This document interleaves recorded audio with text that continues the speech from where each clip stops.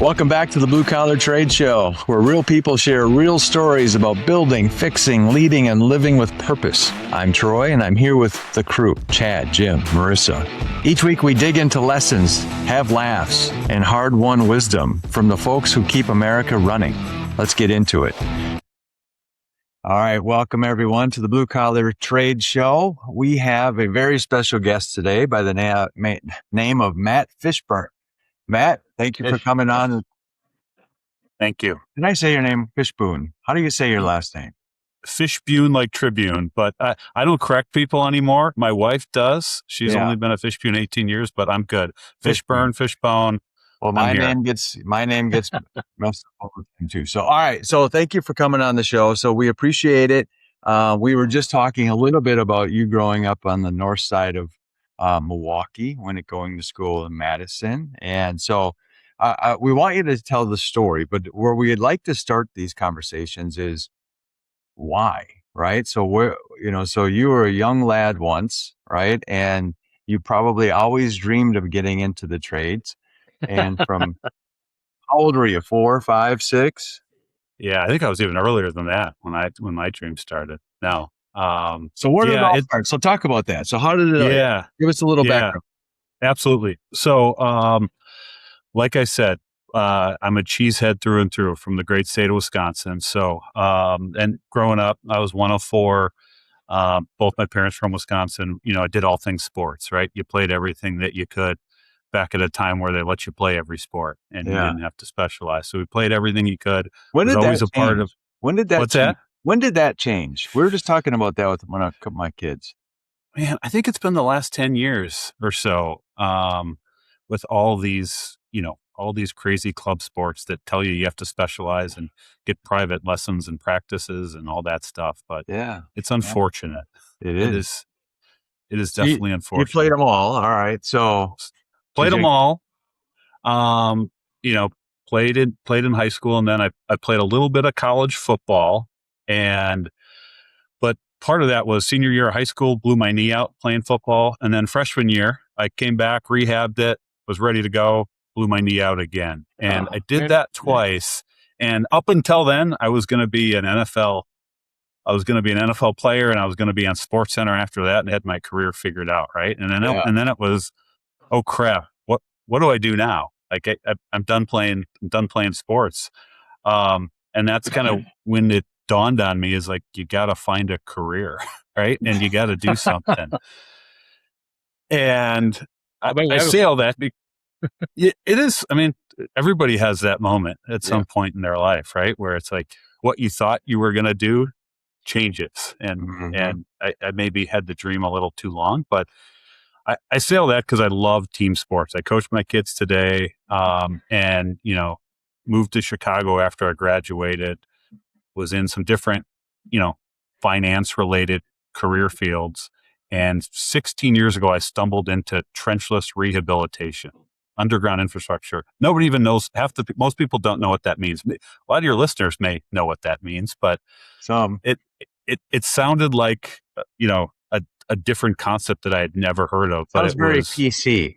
It does sound very PC, but it was basically, how do you fix the sewers or the water pipes or the utility pipes quicker, safer, more cost effectively rather than digging everything up all the time, by going in through different access points and maintaining or rehabilitating the infrastructure. And again, it sounds PC, but I was blown away because it was like this invisible part of the market that was unbelievable entrepreneurs, operators that started businesses because it didn't work. The old way didn't work, right? So they came up with a new idea on how do you fix a sewer pipe by putting a stent in a sewer pipe, right? That's like it. I was just going to say it's very much like Jim, who had stents put in his heart a couple weeks ago, right? Was it trenchless, Jim, or they had to dig you up? He had a plumber do it. Plumber do it. Guy in a van. A guy in a van. Yeah. It's the only way. $3 a steak in a stint. Yeah.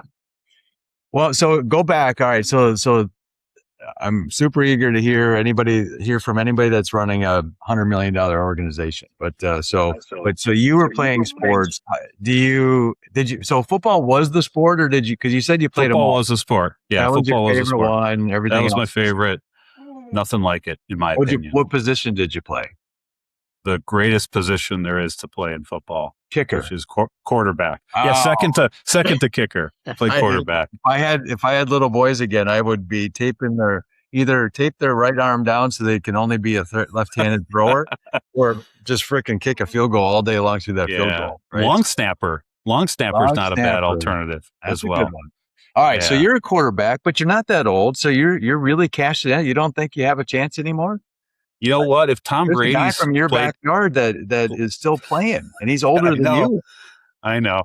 I finally come to grips at the age of 44 that ship has maybe sailed for the last time. So flag football, is that in your future? Is there anything? You know what? I coach all 4 of my kids play flag football, and I'm a big proponent. Girls flag football, Olympic sports in 2 years. Look out. They're better than the boys. It's coming. There's a girl a family with 2 girls, and they're both like college full scholarship flag football players. I mean, badass. It's unbelievable. I will say the girls listen better than the boys that I coach, and they understand it faster, and they don't call audibles either, which is something that's a problem with the boys. But you love it. So the competitive spirit. So we talk about that a lot on this show too, of playing sports, how much that carries over from, growing up. And I can see it with kids that have played. You can almost tell. You can pinpoint them who's played a sport and who hasn't. Yeah. Right. Yeah.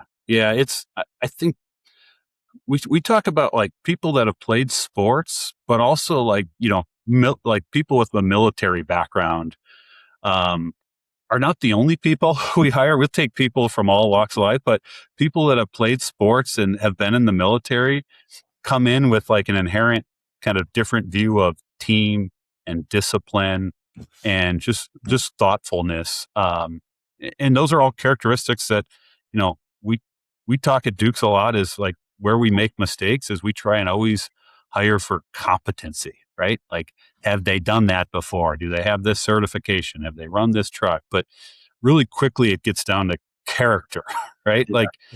Attitude and effort, the things you can't teach. And I go back to, there's bad teammates and people that haven't been successful in the military. But if you come up through those routes and you have discipline and motivation and the right attitude, you tend to make a good teammate. And that's really important to us and to me. Did you know, I know you haven't watched all of our shows, but you have watched a couple, but did you know that they used to call Jim God in the Navy? Did they really? Pretty much. Well, Master Chief, same thing. Same thing. Yeah.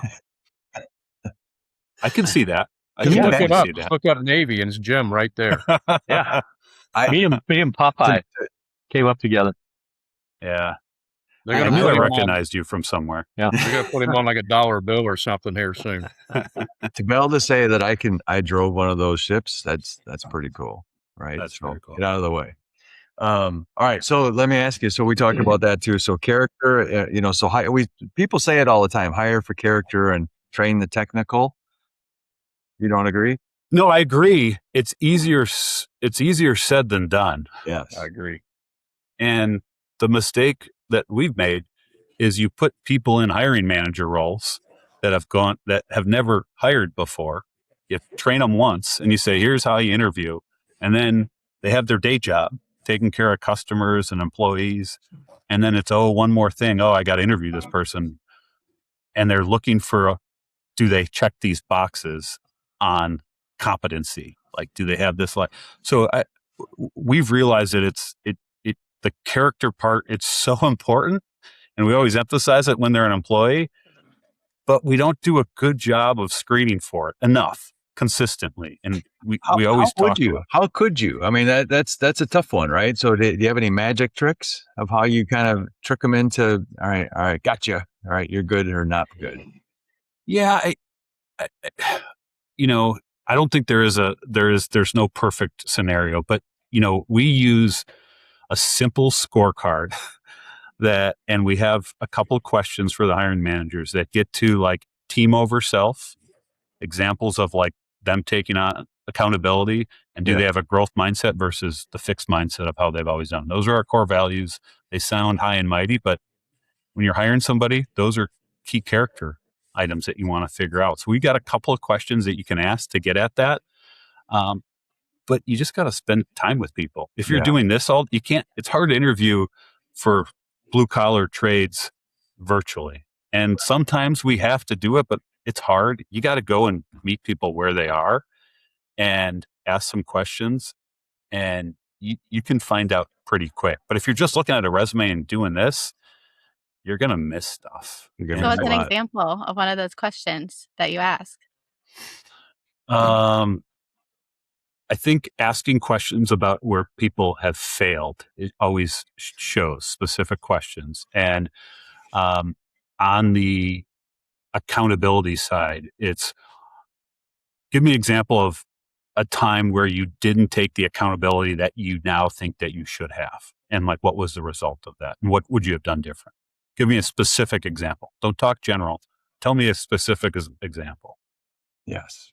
I think it's a great And- question. What's the pass fail rate on that? Like 1 out of You just 10. put that How many do you feeling find? inside.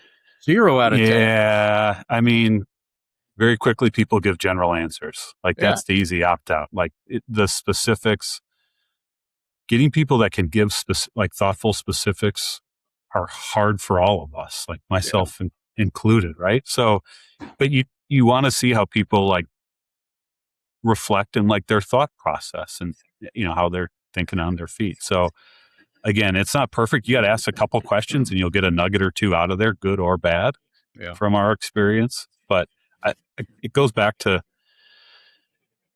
we should treat the hiring process as one of the most important things we do, just like that job, just like that customer, just like that teammate. But we don't always do it. And that starts with me on making sure the team understands that. It's not just, it's that other thing you do.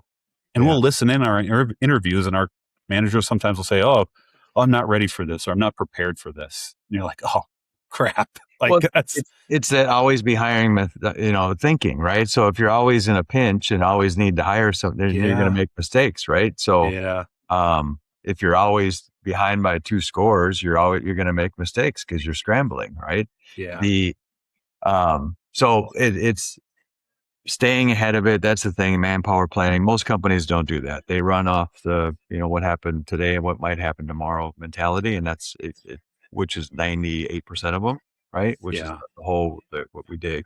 Chad has a guy that we were just talking about that I got called in for being late for the second day in a row. And he basically spun it back to being Chad's fault. How long would he work for you? How long would he work for you, Matt? That would be the end of it right there. That's telling. It's very telling. Got that right. But it's how can you figure that out before you hire them, right? Like that's what we always say is like, were any of these red flags, like were we able to get at them in the interview process? And sometimes it's no. Sometimes it's like they put on a good show and you don't know. But man, it goes back to teammates. Like we always say, do you want that person on the team?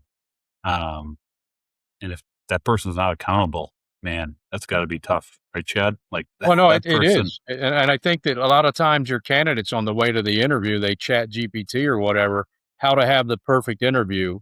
They remember a few things, like he's going to ask you, how many times were you late last year, and what was that all about? And here's what your response should be, right?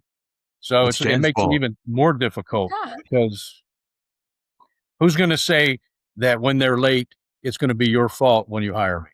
Who's going to say? It's actually Brad's fault today for me. Nobody's going to say that. Yeah. Marissa, Matt, I have a question. Your mic is pretty staticky. Or does it have do you have that? The echo's not pressed. Are you having a bad hair day? Is it static in your hair maybe? Yeah, probably.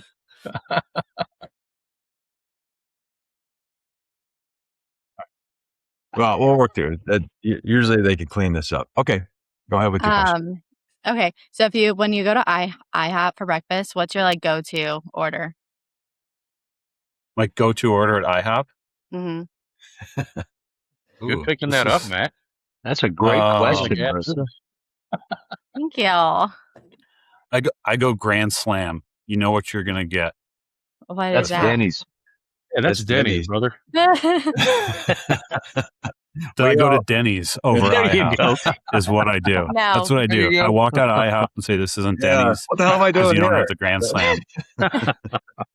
I'm a protein guy, That's so a I good go idea. with, you know what you're gonna get with Okay, eggs. eggs and bacon. The That's my okay. favorite do thing. What's yours, Marissa? What's yours? The confetti Go-to. pancakes with sprinkles and frosting. Oh my gosh. That's what Chad Matt, was what hoping would you you were going to do say. if you asked one of your gentleman candidates that question during the interview process? What's your favorite go-to at IHOP? And they told you confetti pancakes. How would they survive that interview with you? I would probably ask a couple follow-up questions as it relates to that. He knows. He knows, guys. Yeah. It's a It dead depends no. what role. Depends what role we're hiring for, but I would ask some follow-up questions. No, in all seriousness, it's like it's harder to find out of the new generation that I'm always picking on. It's harder to find people that have actually spent a significant amount of time outdoors, right? Yes. And so going back to the sports thing, where you're outdoors on most sports all the time, military spends all their time outdoors. Yep. And so the background of how they grew up is starting to become more of my interview. You know, I mean, I grew up building forts in the woods and all those things that we did back in the 80s. Yeah. So I'm just built a little differently. And then if these guys, and then they went through COVID where they never even went outdoors to go to school. So it's getting tough because they've never been uncomfortable with it being rainy, hot, cold, whatever. You know? Yeah. That's a great point, Chad. I mean, we get the people, sometimes we'll get the best candidate. They say all the right things. They want it. They say, yeah, I love to travel. I'll work out in the elements. I'll do all this. And then on the fourth day of waking up at 6 a.m. and working 10-hour days and it being 90 degrees and 100% humidity, they just say like, I can't do this. Yeah. Right. And, you know, you can't, it's hard to assess that, but that's one of those things that like we perpetually live in. How do you do this better? Or, you know, how do you scare people the right way before they get started and do ride-alongs or give them a visibility to what it really looks like and not just, you know, you get new gear and a clothing allowance, right? That Well, people I can make about. introduce a technique that I've been trying. I'm holding love my it. next interview in my attic in my house. We'll see how the interview goes. Come on up. Come on up here. No, it's okay. It's like calling some little kid into your van. No, come on up. Yeah. Upstairs. I love it, man. I like it though. It's a good idea. Yeah, I love it. Have you ever had, all right, so we talk about character and technical, right? So there's obviously more to the story than those two things, but have you ever had success with they're super technically sound, but you're not sure about their character and the character over time actually rebounded where you worked on that part of their personality and they kind of changed? Yeah, the answer is yes. I think generally myself and some of our team members think that we can fix more people than is possible. I'd say it doesn't happen as often as we think we can do it, though, right? You know, you find somebody that has great technical capabilities. They've done it before. They've done it in adjacent industries. They've done it, and something draws them to Dukes or they were referred. But if they don't have kind of that right attitude, the attitude is the tough one. The attitude and effort, you know, if they're a little rough around the edges and talking to customers or things like that, there's ways you can work with them on that. But I mean, Chad's point on you show up late, like that alone, like like, you know, calls the day of or no call, no shows is just like, you can't ever have that. Like it goes back to the accountability. So the short answer is yes, occasionally, but I think we've spent a lot more time and energy thinking we could fix people that just didn't fit what. Well, our there's that. character. Yeah, I call it the broken bird syndrome, right? People like to fix broken birds. I can Yeah. turn around but if Yeah. you want it more than they do, it 100% of the time does not work. Yeah. Right? That's a good way to put it, Troy. Yeah. And that's what happens. And Troy's it's for been everything. working on me for 15 years. And I'm his broken bird. okay. Well, he showed up a minute late. What does that tell you, Matt? It's your fault, man. It's your fault, Yeah. Troy. It's your studio, man. It could be. It could be. Okay, so let's talk about your. All right. Look, before we venture off into the business. So you have 4 kids, I got 4 kids, all boys, 2 girls, 2 girls, 2 boys. boys. All right, 14, 12, 10, 7. and they're all playing sports. Are they all playing flag football? You said. That's the one thankful sport that they all play. Then they play a bunch of other different sports. Are they all the quarterback? You know what? No. They aren't. They're, my wife, my when I got married, my 2 younger brothers, their best man speech was the top 10 reasons why Sarah, my wife's a better athlete than I am. And There's 10. All right. they got to 10. There's probably a longer list than that, but she is a Hall of Fame college soccer player. So wow, really? they got her genes. Athletic genes. So they're a little faster than I was, and they play other positions. So I'm thankful that we're blessed with their genes. And when she made it in the Hall of Fame, my brothers texted me saying like, our best man speech was cemented in fact now that she has made it. So Hall of Fame. Hall of Fame of what? University of Iowa's Athletic Hall of Fame. She Holy is buckets. not, knock on wood, she's still their all-time leading goal scorer for women's that's soccer. very cool. Yeah. Really As cool. of this publication, I think she says she doesn't check the record books, but every year I see her looking on the website and just double checking to make sure she has it. But it's pretty cool. I took my daughter to a gymnastics camp there last year, and we walked through the Hall of Fame, and mom's picture's up there, and she's got her Amazing. whole, thing. So yeah, pretty cool. I'll brag about her. So she is definitely the better athlete, and thankfully the kids got most of her genes. That's awesome. That is so cool. Good for her. So does she still have dreams of being in professional soccer? No, those dreams have Wiped out. subsided. Right. But she does training. She's a yoga instructor, so she stays active and keeps things going with her kids. And all 4 kids are doing sports. So she is a part-time Uber driver from 2 p.m. to 10 p.m. every night, driving our kids around solely to their I was sports. going to say on top of that. Yeah. All right. So rejuvenation, the rejuvenation. So, when I think of the Chicagoland area and then growing up in the Midwest, so the relining, all that kind of thing, right? So you've turned this, you tell us how the journey of becoming part of Duke's, right? Because it's a great story, and it's a company that's been around for 80 years or so, right? So, yeah. So Duke's was founded by Alec Duke in the 1940s in Syracuse, New York. Beautiful, sunny Syracuse, New York, where you only get a little snow every year. And Alec ran this great plumbing HVAC business, and then his son Tony took it over in the 70s. Him and his best friend Tony Melvenda had this idea of, hey, there's this chemistry that you can shoot down the sewer pipes for municipalities, and it will kill tree roots, but not the trees. And this thing is going to be like liquid gold. Like, we're going to sell it and it's going to fly off the shelves. And they sold it to a couple cities in New York, and they came back a month later to sell more of it. And it was still sitting on the shelf. And they said, like, what's going on, guys? Like, you said you're going to buy this every month. They're like, oh, we got busy with doing other things.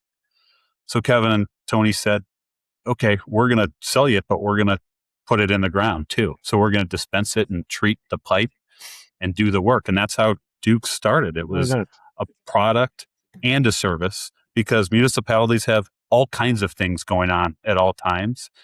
And they're not always, it's more of firefighting in a lot of cases. So they built this great business over a 30, 40-year period and got to a point where neither one of them wanted to run it anymore, and they wanted to be out of it. But they saw all these different pathways of where it could go.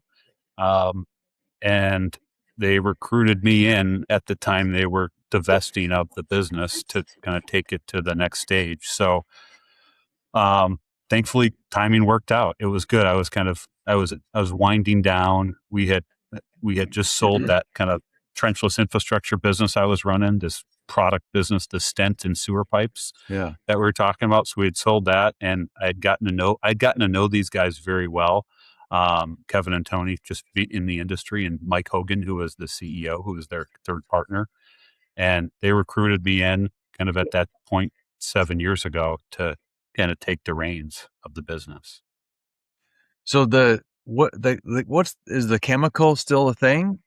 Yeah, so I could get super nerdy here and talk about it. It's a diquat dibromide. It's a herbicide, right? It's an EPA approved herbicide that is used to treat vegetation. And again, it's vegetation in aquatic systems. So we focus only on sanitary sewer today. And again, this is half of our business. Yeah. But again, we have 2,500 customers across this great country that we do this work for: municipalities, counties, engineering firms. It's all of our crews. It's a proprietary system product that we use. And Really? So you're the only ones safest. that have it. We're the only ones that have this diquat base. There's a couple others that have different chemistries, Sure. and attempt to do this, but we have 40 years of experience. We have a guarantee where after the first treatment, we guarantee no root related backups in that sewer pipe. And if so, we will come out and retreat that line again at no cost to you, the customer. So in this era of contractor warranties are as good as you can see their tailpipes. In some cases, municipalities will tell you, for us to have this guarantee that we've stood behind for 40 years, 1% of the pipes we treat every year, we have to go back and retreat because of issues related to it. But we stand by it because we know the efficacy is there. So that's where the business started. That was the core of it, Sure. right? And we grew slowly over time. It's still a big part of our business, but part of the idea 7 years ago, and we've tripled, almost quadrupled since then, was like, how do we do more stuff for these customers, right? Because they're asking us. We have this maintenance program, chemical root control, which is great. It's safer, faster, cost effective, but it's, how can you do more for us? How can you inspect or assess? Can you put cameras down the pipe to look at it before? Can you do the jetting? Can you do inspections with cameras in these manholes? Can you do flow monitoring, which assesses when a rain event happens and if there's going to be overflows? We've added all these capabilities in through investment in new technology or acquiring kind of regional companies that specialized in these types of things. Interesting. Okay. So it's, Is it strictly, I'm sorry, Troy, is it strictly commercial application, Matt, or do you do residential at all? We don't do any residential. Yeah. Okay. So it's all commercial, whether it's, the work we do: inspect, assess, maintain sanitary, sewer, stormwater infrastructure for municipalities, counties, engineering firms, and contractors. That's what we do. so so where do you serve? So you're all over the place, right? So are you expanding that way too, or what does that look like? Yeah, man, it's interesting. We're a national business. We do business in 46 states. Yeah. But very quickly it becomes a regional and local story, right? Like we talk about hub and spoke model and anchor customers, right? So, where we have anchors, large recurring contracts, you tend to build around that. And we're a density story, right? So the more the population, the more they're going to have underground infrastructure and systems. And the older the infrastructure, the more issues they tend to have. So we don't do a lot in the flyover states, right, that have smaller populations, and the Dakotas and kind of out west where population spread out. They're more on septic-based systems. We are kind of more in these kind of bigger type cities, but we'll work with all different size cities. So I remember a story a long time ago. So in Washington, D.C., and it's probably not the only one, but the original sewer systems were made out of wood, right? Yes. And they still exist today, right? Because it's just too costly to replace it, right? So they have to go in there literally with a piece of wood if it leaks, right? Is that true? Yeah, in Massachusetts, I've seen with my own eyes. I've seen a couple cities that still have wooden sanitary sewer systems, and it doesn't sound possible in 2026 for that still to be a thing. But But they work. there are still they work. What kind of They wood is work. Is there anything that we have today that will be around for 300 years that is going in right now? Man, that's a great question. You go back to wood? I don't think we're ever going back to wood, but it's incredible that they're there still, right? And they're It being is. utilized. It seems like a horrible idea. I know. Or a great idea if it's 300 years old and it's still Yeah. there, and all you have to Well, do that's what to I'm fix a saying, hole is to plug it with a cork. I mean, I know I watched that show where they get the logs out of the rivers and they've been there for hundreds of years. I guess it's the same kind of woods. Like, Well, if it's wet, it's wet. It never really goes right as Yeah. long as it. Yeah. So Yeah. anyway, but you don't focus on just wooden sewers. No, yeah. Clay pipe. There's, PVC is obviously what's going in the ground today. And that tends to be a lot better from a, restoration and longevity perspective. But man, it still has its issues. It still has its issues. But, what we focus on is, there's roughly 50% of the current sewer infrastructure in the United States is past its useful life. Let that sink in. Like more than half of the sewer, the public, there's the whole private side too, which is probably just as bad, the sewer laterals on all our properties. But over 50% of the public sewer system is past its useful life, 50-year design life. What right? does that mean though? What is it? It just That means that most of them are in need of desperate repair. But you don't see the issue until that sinkhole pops up, until until there's a big rain event and you can't go swimming in Lake Michigan because the combined system, they opened up the sewers and they had to let everything out, and until there's like an EPA consent decree in an area, or you get a lot of basements backing up or sewer flowing over in the street, and then the city officials get calls. Like it's I say a lot, it's invisible industry, invisible workforce. Like roads, bridges get the funding, they get the attention, they get the big pictures on the paper, but you can't see the underground infrastructure. This stuff when they replace the roads a lot of times if they're applicable. Sometimes, but I would say those are the proactive utilities, and there's a lot of proactive utilities, but there's a utility that's in the Southeast United States. I won't say the name of it, but their reason for not doing a project, they had it budgeted, they had it assessed. They were going to go with us and a couple of other service providers. And the higher up in that city said, I don't want to know what I don't know. He wanted plausible deniability. Just stick his head in the because sand. if he knew, then he knew he would have to fix it. And he didn't think fixing it was going to get him enough bang for the buck with his constituents that it was going to be impactful for him to get reelected. Now, I live in the Southeast. You're not going to tell us where? Jim's Absolutely not. Man. So 50%. So, and Duke's is a big company. So how much, this is fun, right? You ever do this? All right. So we help maintain X number of miles of sewer systems in America. Must be hundreds of thousands of miles if you add it all up. It is. Yeah. We always talk about the miles of pipe treated or inspected. And again, some of it's the same pipe over and over. So 500 million miles of pipe that we've treated and inspected over the course. 500 million miles? That's like to Mars and back. Yeah. Well, we're doing some of the same pipes over and over because they're on these recurring, they're on these recurring contracts where you have to look at them every 5 years. Some of them sooner because of the problems that they have. So Marissa's going to go swimming at Lake Michigan this weekend. Is it safe? Yes. This weekend it's safe, but if there's a big storm or weather event and the red flag goes up, that just means the wastewater treatment plant couldn't treat all the, and is there really a red flag?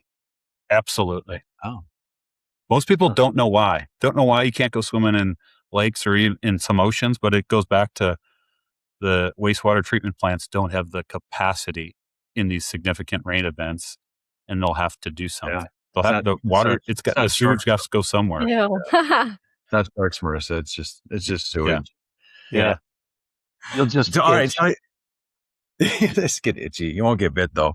Okay. So what do you think most people? So when you think about that, I watch all these modern marvels. I love all that stuff, right? And it's like, you said it, you nailed it. What people today, if we lost electricity, people would get eaten by squirrels and bunny rabbits in about 20 minutes, right? They would no idea. But that underground world, right, of sewer systems, electricity, the water that comes in your home, all these things that just like magically appear. No one would know what to do without it. It really is. I get cold, fresh, clean water in my house instantly. Most places in the world don't even have that, right? And then it just disappears, right? So I don't even know where it goes, right? And I'm a pretty smart guy, but I don't know where it goes. Lake So Michigan. mine goes to Lake Michigan. I do know where it goes, but it's like, and then you look at some of the logics. Okay, so I get the water tower, the pressure pushes, boom, and all that kind of, for me. But when it comes to, I always think water runs downhill, but in your case, it doesn't. Most of the time, it runs uphill before it goes downhill. How does that work? Yeah. Most of the sanitary sewer system is actually designed really well, right? It's a lot of it's gravity fed sewers. Like a lot of it is gravity fed. Now it does go uphill at times, and that's where they have to put in these pump stations to pump to get the flow. But I mean, a lot of the systems are built pretty incredibly. It's just all the other infrastructure that's underground, and then it really becomes like a capacity issue. And like, what was the quality of the craftsmanship when that went in, right? And if you have these old pipes or these issues, and you have sinkholes or you have voids in pipes or you have issues that are creating those, you got to proactively address it as well, and not, again, out of sight, out of mind in some cases, is the biggest issue that we see. It's human nature of, I'll do what I do today, what I can put off till tomorrow, right? I'll pay the cost to fix it versus maintain it, right? It's while it costs 10 times more to fix it down the road, it's not urgent in most people's minds. And again, I'm speaking from a city and county's perspective. Broadly, we have a lot of great customers and cities that are proactive, right? That like are thinking ahead and doing this. It's just the numbers jump off the page when you think, American Society for Civil Engineers consistently gives our underground infrastructure in the U.S. a D grade because we're not fixing or maintaining at the pace that we need to. Sure. The bridges. Yeah. When you think about all that stuff, right? How much stuff gets done? We look at the Romans and how much stuff they got done. And they did to knock. But if you look at what America looked like 100 years ago to today and go, from underground to on ground to above ground, oh my God, it's crazy. Yeah. Right? People have no idea. I go back to, that's why we're very focused on sewer and storm, but I go back to like trades as a first career choice, right? Like we need more people doing this. Kind of the discussion that Chad and I just had is like, we need more people to look at this as like, this is a career. Like the need in this industry outweighs like what we can do today. Like we need a bigger workforce, a better workforce. We need more companies. We need more people doing this. And there's a lot of industries that aren't like that. And, this whole AI, topic that's out there now, like AI is changing what we do, but it's changing like how we estimate better. It's changing how we schedule better. It's changing how we maintain our equipment better, but like, it's not changing. The two guys I was up with in Sheboygan, Wisconsin last week, driving around the truck, getting the manhole lids off, finagling to get the hoses down into the sewer pipes because they're on these offsets and these angles, Yeah. and they're down there 20 feet, and all the the art that goes into it. Like, AI is not doing that. A robot is probably not going to do that, Right. but they can do their job faster because of things that we've implemented with AI, with electronic maps and heat maps and things that they're putting in on tablets, which 5 years ago they had paper maps. They literally had paper maps out there that they were using. And we still have some paper maps, but So do you ever think about, right? So AI is not going to go put a cork in that wooden pipe in DC, right? So never can. If it could have, it would have already. Just kidding. But so when you think of 100 years from now, right? Maybe 200 years from now, because it's hard to, if I ask AI guys, what is this whole thing going to look like 5 years from now? They have no idea. They really did. I don't know. It'll be better, it'll be cooler, faster, but they don't know what it's actually going to change. Right. So in your world, how much has in that world, right? And it's fascinating really how it all works and it's strung together.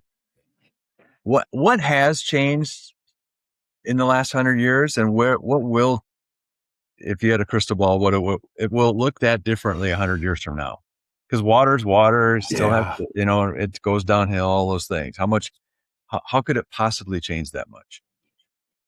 But it will. yeah, it absolutely will. I think about, like, years and years ago, you have a problem or you got to do something, you just got to dig it up, right? You dig it up and you got to do construction. To where we're at now, you don't always have to dig things up and you can more effectively do things. But where are things 50 to 100 years from now? I think we're going to have more information. We're going to have all these assets plotted. We're going to have conditions of the infrastructure. We're able to do things with drones. You're able to do See underground laser, before. LiDAR, and sonar assessments. And, like, you have this information. And I think 50, 100 years from now, ideally, if you aggregate it, which the aggregating that information and making it actionable and not just like data that sits somewhere, that's what's going to change. So it's not like, so there can't be plausible deniability anymore. It's like, no, we have the actionable information, and here's how we have to act on it to fix the underground infrastructure. And there's going to be sensors. There's going to be sensors underground. There's going to be drones that you can fly to assess things. And I think it's going to close the gap as it relates to, like, the issue. So there shouldn't be 100 years from now sinkholes that miraculously appear, because you should have every stick of pipe inspected, assessed, and have some kind of semblance of the status of it, in my mind. I think you're right. In my little mind. Who knows? Well, and it's funny because I was just thinking, so isn't it sad that, so we talk about AI and everybody and taking jobs, and honestly, it's probably only going to make more jobs in different ways, right? Like every new thing that comes, when Henry Ford made that, there it goes, right? But none of that ever happens. So I'm not worried about that, but I am worried about us, because I think AI will take our job way faster than it's going to take their jobs. Right? Yeah. Yeah. Well, I'm not worried about it, but you know what I mean? I mean, to replace someone sitting in an office all day thinking about stuff is a lot easier to replace than a guy. I agree. I absolutely agree. You ever thought about something like that? Yeah, I have, but I go back to, like, man, people are the business. And it's like, there's a lot of things that you can automate and you don't need a person for. But, like, in a people business where you have a workforce like, the business is the people. Like, and I think 50 years from now, the business is still going to be people. Because there's still going to be people around. What are you going to do with them? Right. And they want to talk to people, and they want people that understand how they work and what goes on and the underground stuff. So I mean, I agree. The office role, there's a lot of roles that probably will evolve and go away easier. But I go back to, like, the need in the industry for what we're talking about as we think about underground infrastructure, like it may evolve to different roles within there. But your guess is as good as mine as it relates to how it all plays out. So what's your guess? So we got, at least on my notes here, Duke's is over 100 million in annual sales. That's pretty Yes. good. They say, you know what they say, Jim? Every 100 million helps. 400 employees, 2,500 customers, super good looking CEO. Is that what that says?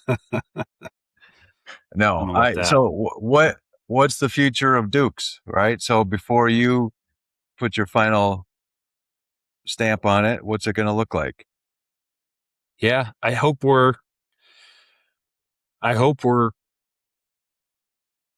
2, 3, 4 times that size at some point in the future. Does it 5, look 10. different or is it just bigger? I think it's going to naturally look different.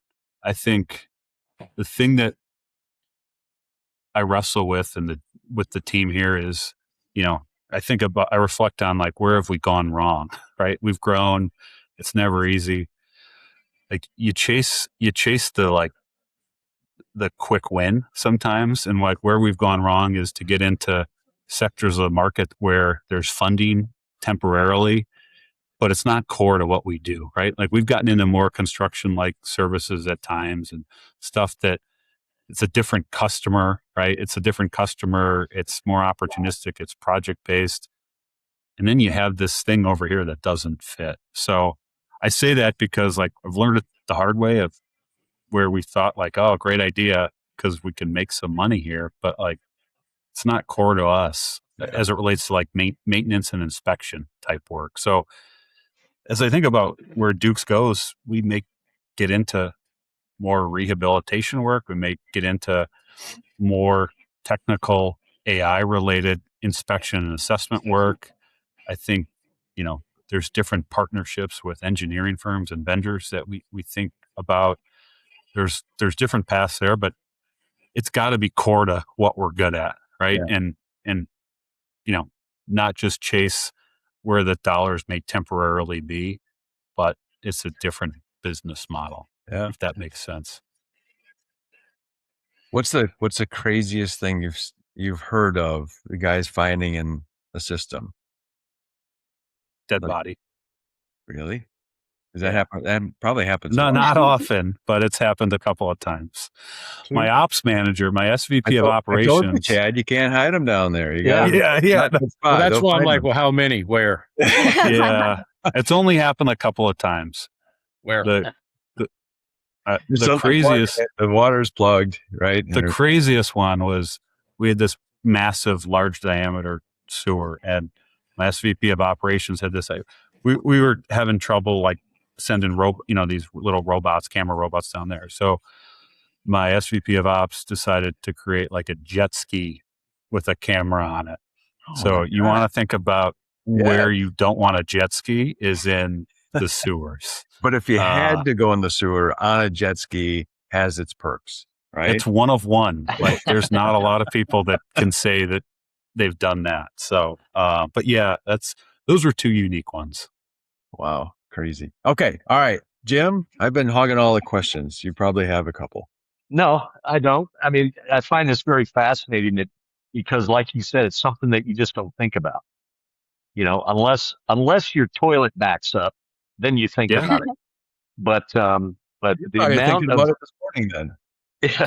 Well, the amount of in a city of any size, the amount of pipe underground and for the is just it boggles your mind when you think about it. Someplace like Chicago, holy crap!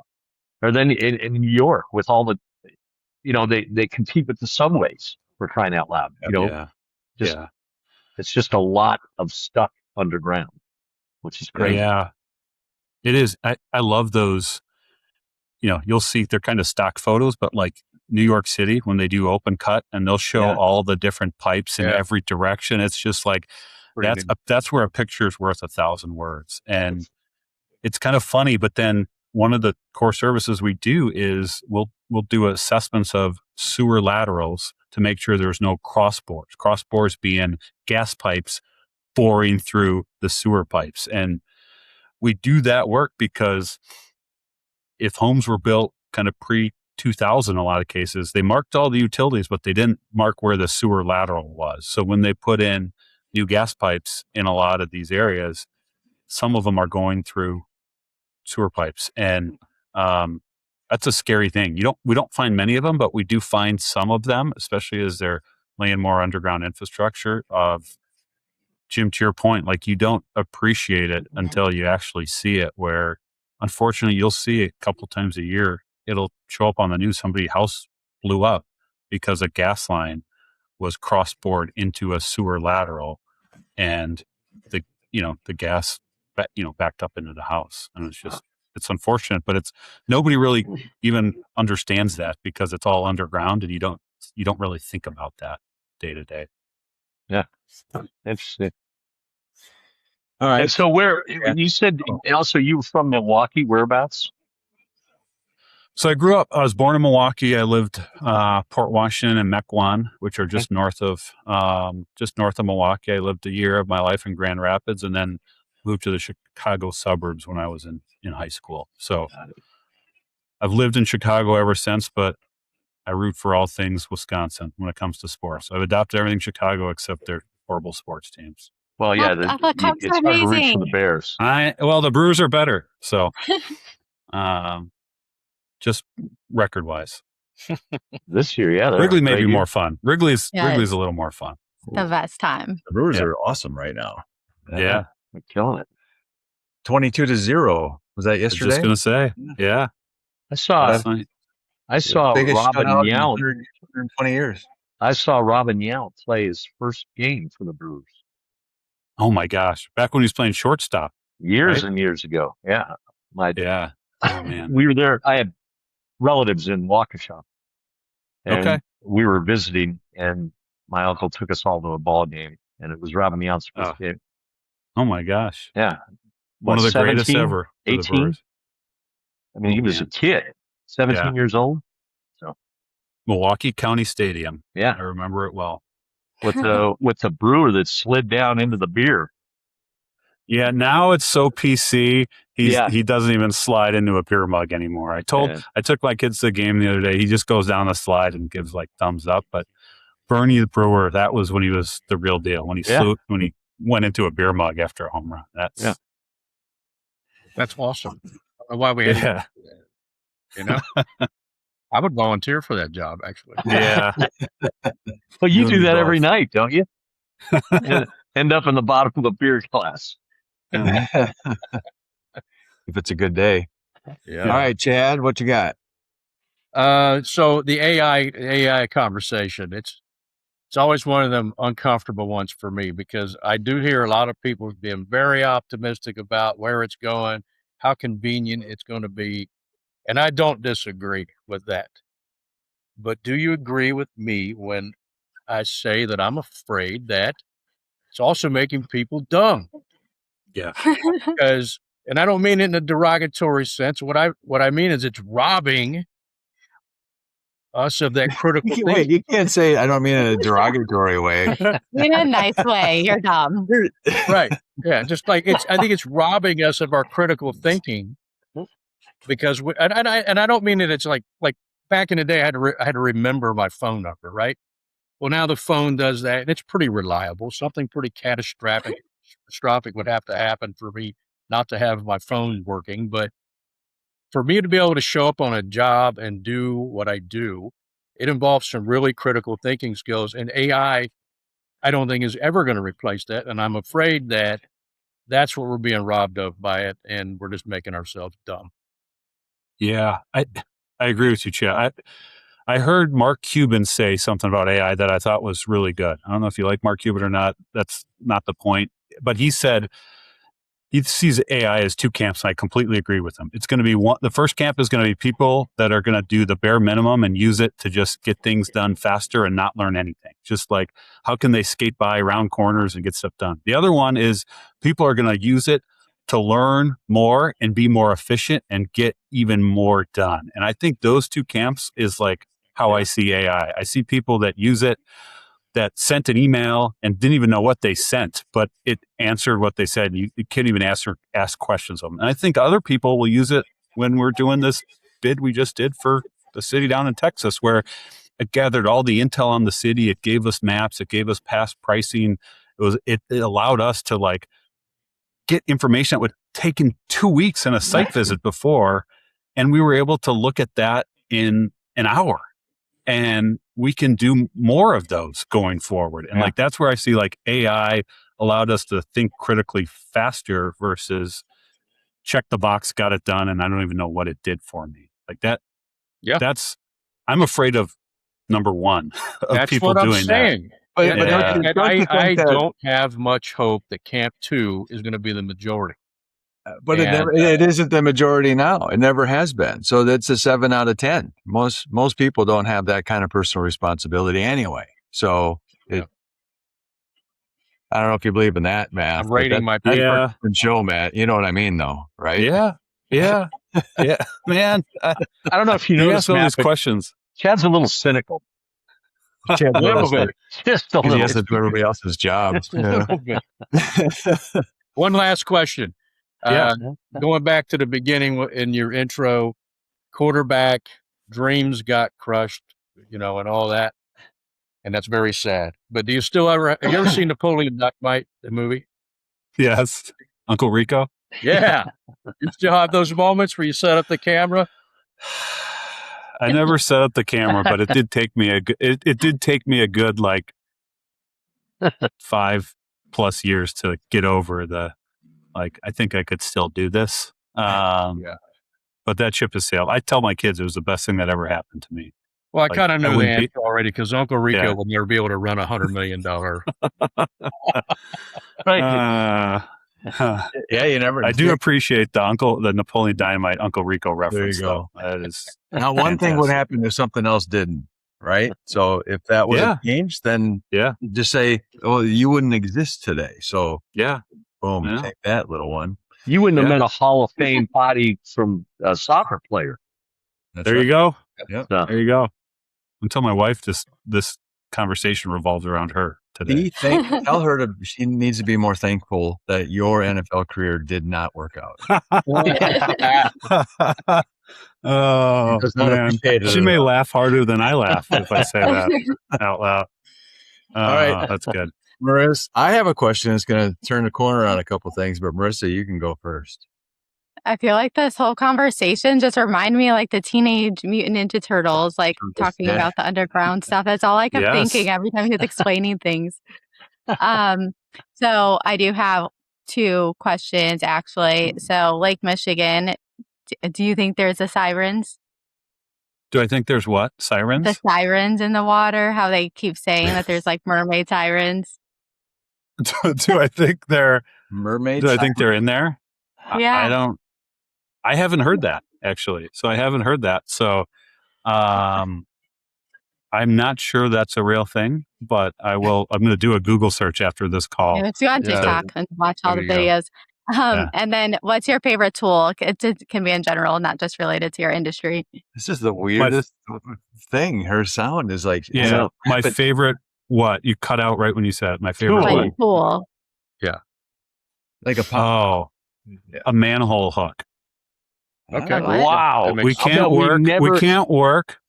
We can't work if you can't get the lid off. Like you can't do anything. And it's a simple little tool. Now they have magnetic manhole kind of hooks, but the manhole hook to pry the lid off the sewer is like one of the simplest things. Our crews can't do anything if they don't have those. They can't access anything. So that's amazing. That is my favorite tool. That's my favorite tool because it is a self-fulfilling tool where we need it. Do you have one in your holster? You like walk around with it? I have one in my office and I have like a fake manhole cover there you go. as well. I got to tell you, I don't think we will ever hear that answer again. It can be a weapon too. You can defend yourself with it. It's multi-purpose. Well, it's a little like like in city water, you have a little knob in the ground or whatever, and it's just a stupid little thing, little tool that you can't do it any other way, and it's like $2 and it turns it off. It's the same thing. It's just a hook, right? Yeah, it's $500,000, $1 million truck, and nothing works without the manhole hook. You need more than one. Everybody needs. The only thing I can think of that would work is, Jim, show me your finger. Oh, dude, that would probably do it. Yeah. That's a manhole hook. That is. That was so awesome. That is awesome. Yes, we got to fit that into every. There's a story there. There's a story there. I know. Yeah, it's a pretty good one. I thought we were going to go away with one show without talking about that day. It was a table stop. Ooh, yeah, table stop. Got him. Here's a question that's going to be I've never asked anybody this question, but I just want to know. Wait. Oh, yeah. What are your thoughts on Bigfoot? I think you have asked this question before. The one I listened to, anybody ask it. Nobody ever answers it. So, you believe it? 1 to 10. What are the odds of Bigfoot being real? 1 to 10. I'm going to go with a solid 6. 6. That he's real. More than just there you go. Just 6. I've seen some crazy things out in the woods, out in the wilderness, and I think there could be some crazy animal out there that nobody's ever seen or done. But why not? That's my gut reaction to it. What about you guys? You have to answer it now. I'm actually in a couple of weeks going to be at Loch Ness. Ooh! So hopefully get to see Nessie. Wow! Yeah, she's long gone. Way too old. Yeah. Marissa, what do you think? 1 to 10? What's say it super fast though.